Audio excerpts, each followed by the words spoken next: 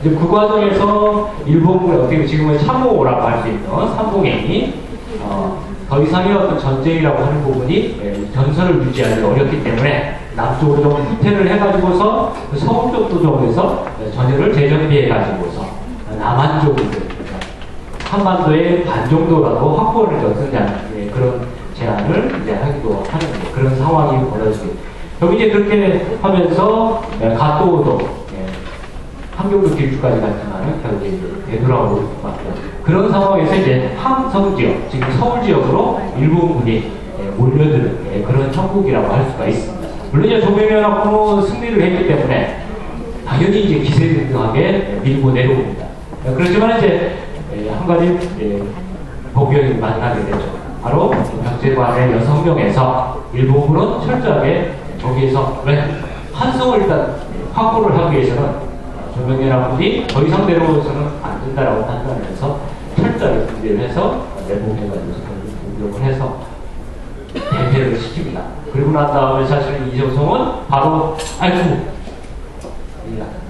그리고 해가지고서 개성으로 갔다가 또 이제 가토가 내려오고 있으니까 여기 이제 그거에 의해서 태도가 차단될 걸로 해가지고서 일부 막대놓고는 자신은 안전한 평양으로 도망가요.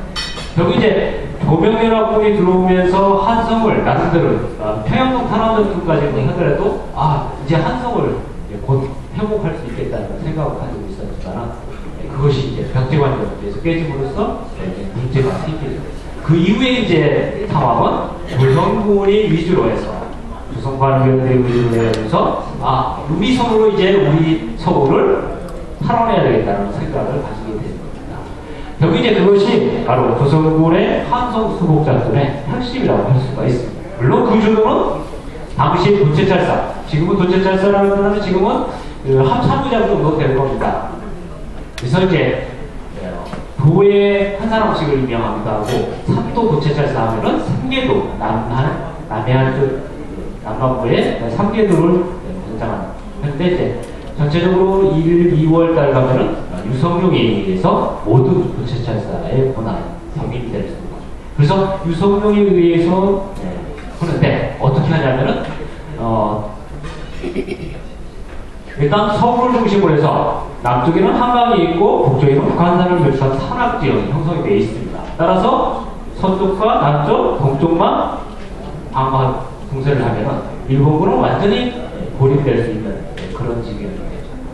결국 이제 그 과정에서 행주대첩이 벌어지게 되는 거죠. 물론 이제 권유로운 밑에서 군왕공으로 따라왔다가 패했지만은 다시 모집을 해가지고서 웅지 지전투를 거치고 수원 독산성으로 해서 독산성에서 세마대, 여러분들 잘 아시는 세마대에서 싸워가지고서 그 이후에 나름대로 이제 승산이 있다고 생각을 해서 그래서 한 상태였습니다. 거기서 이제 결국에 승리를 거두게 되죠. 여기 이제 일본군을 3면에서 옥세를 하다 보니까 여러분 잘 아시지만 군사를 운영하기 위해서는 결정적으로 필요한 게 군량입니다. 결국 군량을 어떻게 확보를 하느냐.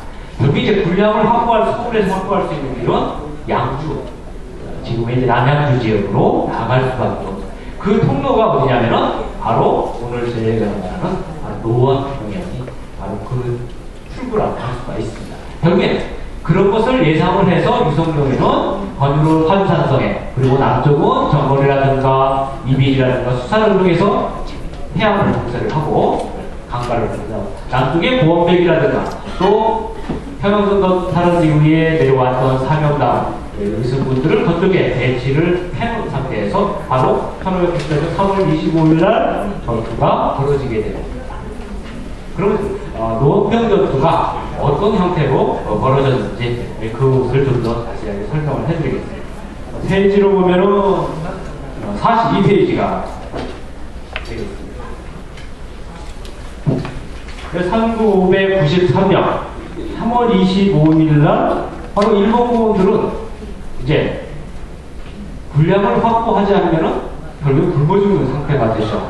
결국엔 군량을 찾기 위해서 나온다는. 그럼 이제 그 첩보를 입수한 조선군들은 의논을 해가지고서 노원평이라든가 우관도, 삼각산. 지금 삼각산은 어떻게? 노원평은 바로 아까 제가 잠깐 31페이지를 보시면은 제가 지도를 하나 놨는데 위치를 좀 다른 데다가 놓으셨는데 여기 보시면은 지금 정선이 위치가 노원 평야입니다.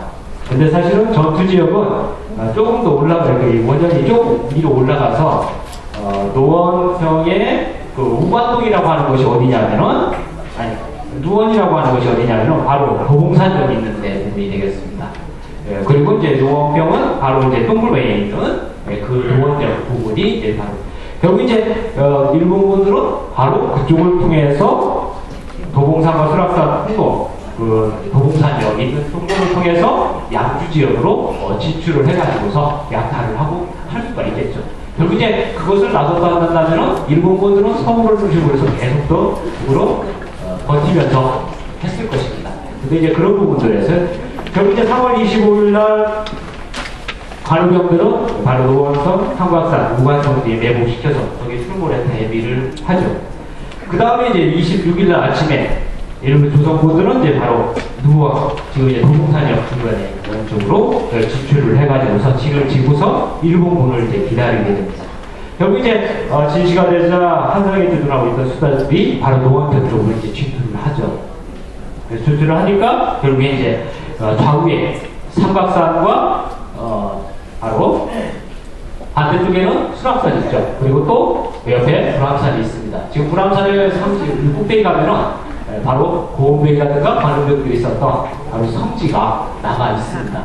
결국 이제 거기에 몰려있다가 바로 양쪽에서 협공을 하는 형태로 나타나고 있겠죠.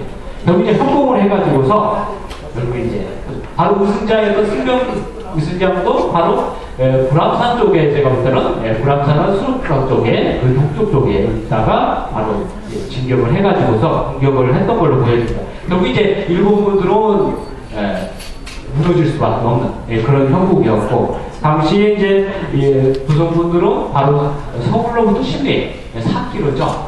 4km 지역이면은 지금의 미아리라든가 수유리 그쪽까지 이제 추격을 해가지고서 결국 일본군을 다시 서울 쪽으로 구축을 함으로써 결국 일본군들의 어떤 전진을 막았다고 할 수가 있습니다. 그리고 이제 그 다음 날인 3월 27일 날도 마무리해 주세요. 예. 수락산 대지에서 나오니까 바로 고운백과 우승군 바로 역시 이제 그 불암산 성지라든가 수락산의 그 지지를 지형적인 그런 것을 이용을 해가지고서 공격을 해서 이제 바로 물리치게 되는 그런 부분이 되겠습니다.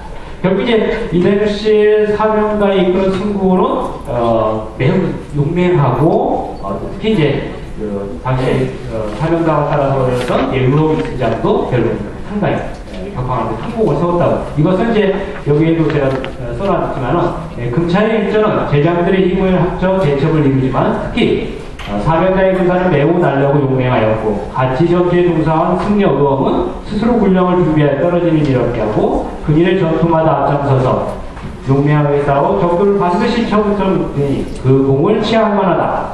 결국 이제 의승명의 어떤 정예성 활약상이 이 전투의 핵심이었다는 것을 이제 강조를 하고 있고 결국 이런 부분들이 바로 노원평 전투가 어느 정도의 의승병들의 활약이 있었는지 하는 부분을 알려줍니다. 또 당시 전투 상황에 대해서는 명확하게 자세하게 안 나와 있습니다. 왜? 진비록 하나밖에 사실은 자료가 없거든요. 그렇지만 이제 그런 부분에서 나올 수는 어느 정도 알 수 있는 것이 바로 수락산 전투에서 적이 화살을 맞은 수요가 행주사상 싸움에서 피해보다 더 덥지 않을 정도다라고 할 정도로 상당히 큰 규모였다는 것은 알 수 있고요. 그것은 여기 원고에 나와 있지만 당시의 관우병들의 숫자, 특히 이제 평양성 담안전투 이후에 당시에 사령관이 이끄는 우승병들이 5천여 명 됐었는데 그 중에 많은 부분은 어느 정도씩 했지만 상당 부분을 가지고 내려왔다고 한다면 이쪽에서 싸웠던 관우병들의 수요 자체가 적지는 않았다. 결국 이제 일본군들은 필사적으로 공략을 확보하기 위해서 놓아왔고 그것을 막아내기 위해서 관우병들은 노력을 했고 결국 그것이 성공을 거둠으로써 일본군은